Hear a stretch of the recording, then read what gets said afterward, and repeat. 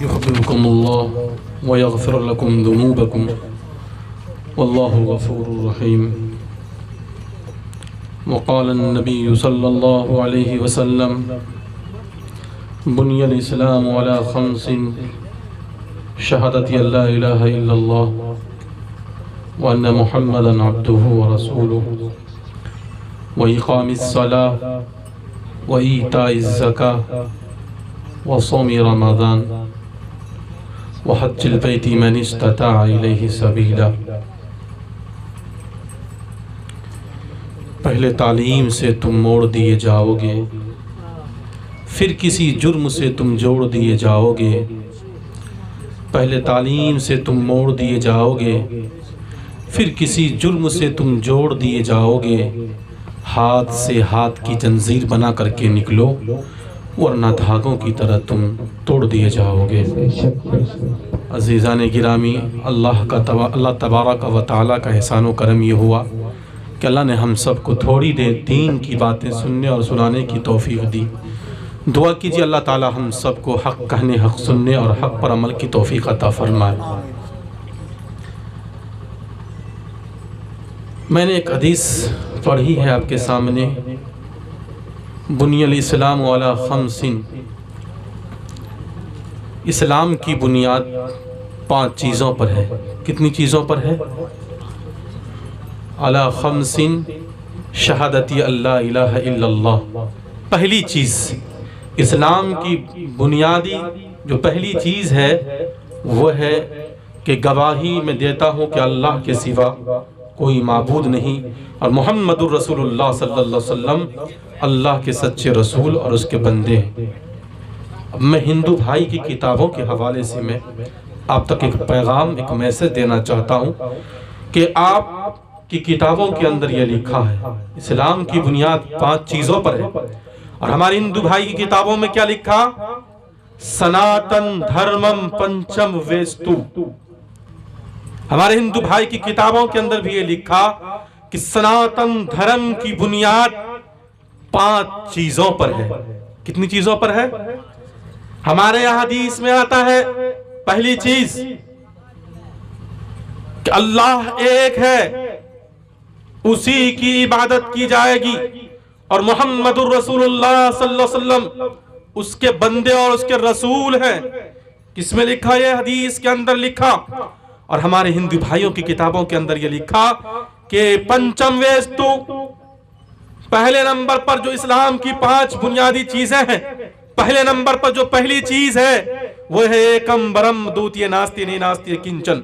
پہلی چیز ہمارے ہندو بھائی کی کتابوں کے اندر یہ لکھا کہ پہلی چیز جو ہے وہ یہ ہے کہ ایشور برہما پرماتما پرمیشور ایک ہے، اس کی بھکتی کی جائے گی.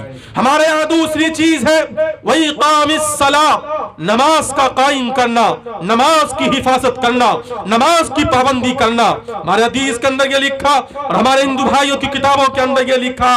کیا لکھا؟ ششٹانگ کرتک دھوتیے ویستو ششٹانگ کرتک. دوسری چیز ہمارے ہندو بھائی کی کتابوں کے اندر جو لکھا ہے وہ ہے ششٹانگ کرتک. ششٹانگ کرنا، ششٹانگ کہا کس کو جاتا ہے؟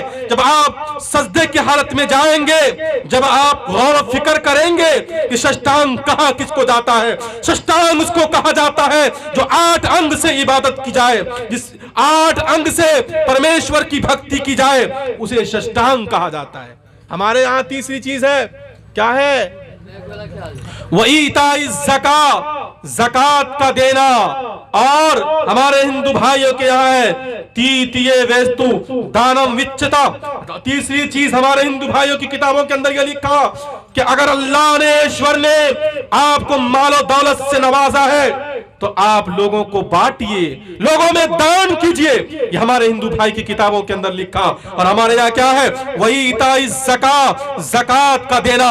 اگر آپ صاحب نصاب ہو، صاحب حیثیت ہو تو غریبوں میں مال کو بانٹو. یہ ہمارے کتابوں کے اندر لکھا. اور چوتھی چیز ہمارے ہندو بھائیوں کی کتابوں کے اندر یہ لکھا ہے، کیا لکھا ہے؟ چترویستو ورت دھاری. چوتھی چیز بھوکا رہنا، اپاس رہنا، پیاسا رہنا. یہ ہمارے ہندو بھائی کی کتابوں کے اندر لکھا، اور ہمارے کتابوں کے اندر کیا ہے؟ وصومی رمضان، یہ جو رمضان المبارک ہمارے سامنے سے ابھی گزرا، رمضان کے روزے رکھنا، یہ ہمارے کتابوں کے اندر یہ لکھا۔ اور پانچویں چیز ہمارے یہاں ہے، اگر اللہ نے آپ کو طاقت دی ہے، اللہ نے صحت دی ہے، مال و دولت سے اللہ نے اگر آپ کو نوازا ہے، تو آپ کے اوپر حج فرض ہے۔ اور ہمارے ہندو بھائیوں کے کتابوں کے اندر یہ لکھا، کیا لکھا؟ پنچم ویستو تیرتھ یاترا کرتک، ایسی جگہ کا یاترا کرنا، ایسی جگہ کا سفر کرنا جہاں گنگا جل موجود ہو، گنگا جلے بھوشیتے، ہمارے ہندو بھائی کی کتابوں کے اندر یہ لکھا۔ نوجوانوں، میں یہ قرآن اور حدیث سے، میں اپنے ہندو بھائیوں کی کتابوں سے میں مقابلہ نہیں کرتا، میں ان کا مقابلہ نہیں کرتا، بلکہ میں یہ بتانا چاہتا ہوں کہ جو آپ کی کتابوں کے اندر یہ لکھا ہے وہی ہمارے کتابوں کے اندر لکھا ہے۔ آپ تمام کتابوں کو پڑھ لو رگ وید پڑھ لو، یجروید پڑھ لو، سام وید پڑھ لو، پرانوں کو پڑھ لو، اور شریمد بھاگوت گیتا کو پڑھ لو، تمام کتابوں کے اندر یہی ملے گا کہ محمد الرسول اللہ صلی اللہ علیہ وسلم اللہ کے سچے بندے اور رسول ہیں۔ جوانوں، پڑھو تو صحیح، یہ ہماری کتابوں کے اندر جو لکھا ہے وہی ہمارے ہندو بھائیوں کی کتابوں کے اندر لکھا ہے۔ انشاءاللہ ہم لوگ آج طے کرو، تمنا کرو کہ اگر ہمارے پڑوس میں اگر ہمارا کوئی ہندو سماج کا بھائی رہتا ہے، کوئی بستا ہے، ہم ان سے محبت کریں گے۔ اور ہمارے ہندو بھائی، آپ بھی کان کھول کر کے سنو، اگر آپ کے پڑوس میں، آپ کے قریب میں، اگر آپ کے اطراف میں، قرب و جواز میں کوئی مسلم سمودائے کے لوگ بستے ہیں، آپ بھی ان سے محبت کے ساتھ پیش آؤ، مودت کے ساتھ پیش آؤ، تبھی ہندوستان کے اندر گنگا جمنی تہذیب باقی رہ سکتا، ورنہ باقی نہیں رہ سکتا۔ نوجوانوں، آج ہمارے ہندو بھائیوں کے یہاں اور ہمارے مسلم سمودائے کے یہاں کیا رواج چل چکا ہے، دل کے اندر یہ وحشت ہے، یہ خوف ہے، یہ ڈر ہے کہ ایک دوسرے کے دشمن ہم لوگ بن چکے ہیں۔ نوجوانوں، اس چیز کو ختم کرو، محبت کا پیغام دو، محبت کا سندیش دو۔ ہمارے نبی نے جو سکھلایا، چاہے وہ غیر مسلم کیوں نہ ہو، چاہے وہ یہودی کیوں نہ ہو، چاہے وہ عیسائی کیوں نہ ہو، چاہے وہ کسی مذہب سے تعلق رکھنے والا کیوں نہ ہو، تمام سے تم مل جل کر کے رہو۔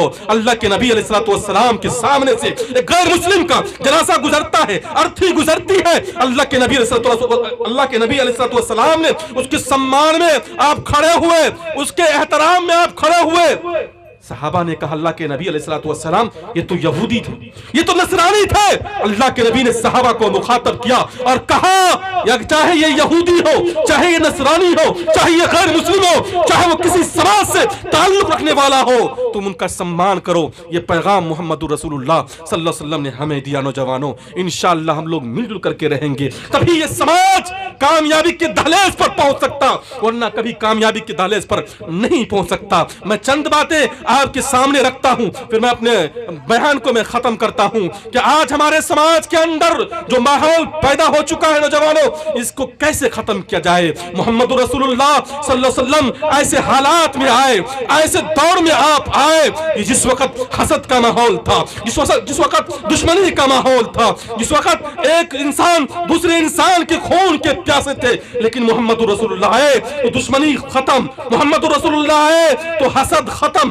محمد رسول اللہ صلی اللہ علیہ وسلم آئے تو محبت کا ماحول پیدا کر دیا۔ نوجوانوں، آج اس چھوٹے سے پروگرام سے آپ ایک پیغام لے کر کے جاؤ کہ انشاءاللہ ہم کسی سے حسد نہیں کریں گے۔ آج کا مسلمان، آج کا ایک ایمان والا، جتنے کہ اپنی پریشانی، اپنے دکھ، اپنی بیماری سے پریشان نہیں ہے، کہ سماج کے اندر اگر کوئی لڑکا یا کوئی انسان ترقی کر رہا ہوتا ہے، اس کے دل کو ٹھیس پہنچتی ہے کہ فلاں سماج کا لڑکا، فلاں سماج کا یہ آدمی ترقی کیوں کر رہا ہے۔ یہ مسلمانوں کا حال ہے، یہ مسلمانوں کی پریشانی ہے کہ اگر کوئی سماج میں، کوئی پڑوس میں اگر کوئی ترقی کر رہا ہے، اسے حسد ہوتا ہے، اسے جلن ہوتا ہے، بلکہ یوں کہہ لیجئے رات دن کی یہ فکر ہوتی ہے کہ اس کو کیسے گرایا جائے، اس کو کیسے کمزور کیا جائے، اس کے گھر کو کیسے ڈھایا جائے۔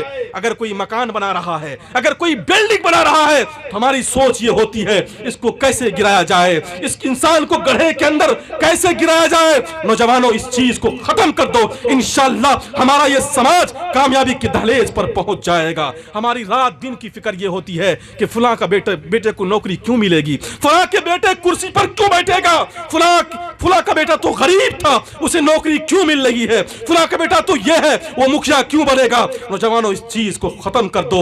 یہ پیغام محمد رسول اللہ صلی اللہ علیہ وسلم نے ہمیں دیا کہ اگر ایک مسلمان کے دل کے اندر کینہ ہو, اگر ایک مسلمان کے دل کے اندر بغض ہو, اگر ایک مسلمان کے دل کے اندر حسد ہو, دشمنی ہو, وہ دنیا کے اندر ہر چیز کو حاصل کر سکتا ہے, لیکن وہ محمد رسول اللہ صلی اللہ علیہ وسلم کا سچا عاشق نہیں ہو سکتا, نہیں ہو سکتا. اس لیے اس چیز کو اپنے دل سے نکال دو. کیسے وہ صحابہ تھے نوجوانوں, تاریخ شاہد ہے, تاریخ کو پڑھو تو صحیح. وہ صحابی رسول کہتے اللہ کے نبی علیہ السلام میں جنگ کے اندر گیا تھا اور جنگ میں جانے کے بعد میرے کچھ ساتھی ہیں, میرے کچھ بھائی ہیں جو جنگ سے واپس نہیں آیا, میں یہ چاہتا ہوں کہ میں اسے تلاش کروں. اللہ کے نبی علیہ السلام نے کہا جاؤ تلاش کرو تمہارے بھائی کہاں رہ گئے. وہ جاتے ہیں, جانے کے بعد دیکھتے ہیں کہ اس کا چچا زاد بھائی میدان کے اندر زخمی پڑا ہوا ہے.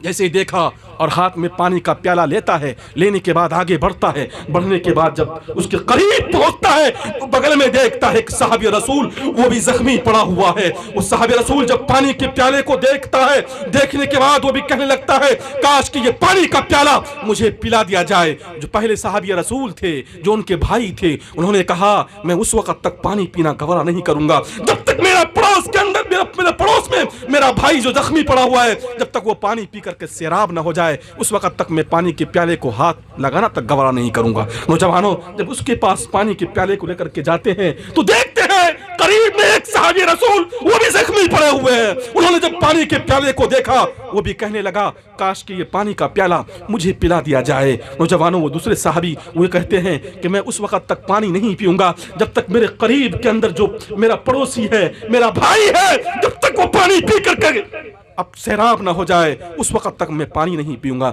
نوجوانوں جب تیسرے شخص کے پاس پانی کا پیالہ لے کر کے جاتے ہیں تو اللہ کے راستے میں وہ شہید ہو چکا ہوتا ہے, اللہ کے راستے میں وہ قربان ہو چکا ہوتا ہے. جوانوں جب دوسرے کے پاس پانی کے پیالے کو لے کر کے آتے ہیں وہ بھی اللہ کے راستے میں وہ شہید ہو چکا ہوتا ہے. جب پہلے کے پاس لے کر کے آتے ہیں وہ بھی اللہ کے راستے میں شہید ہو چکا ہوتا ہے.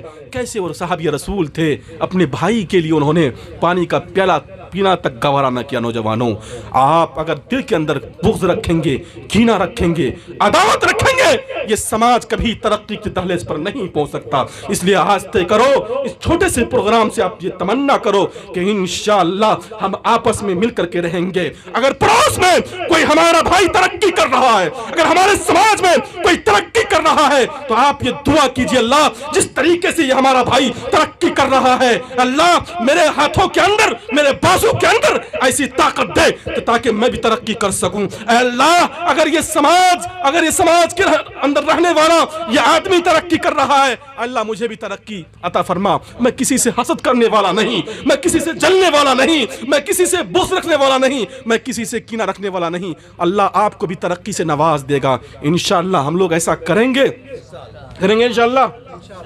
نوجوانوں اگر آپ کے دل کے اندر کینہ ہے, بغض ہے, عداوت ہے, دشمنی ہے, اگر آپ کی نماز احد پہاڑ کے برابر ہو, آپ کی عبادت احد پہاڑ کے برابر ہو. نوجوانوں اگر آپ کے دل کے اندر کینہ ہے, بغض ہے تو جہنم کی آگ جب تک آپ کی اس کینے کو جلا کر کے راکھ نہ کر دے تب تک آپ جنت میں جانے والے نہیں بنیں گے انشاءاللہ. اس کینے کو ختم کیجئے, بغض کو ختم کیجئے, عداوت کو ختم کیجئے. یہ پیغام میں نے آپ کو اس لیے دیا. آج کا معاشرہ اسی حسد میں, اسی جلن میں بھونج رہا ہے نوجوانوں, اور یہ عقیقے کا پروگرام ہے. ہم عقیقے کے حوالے سے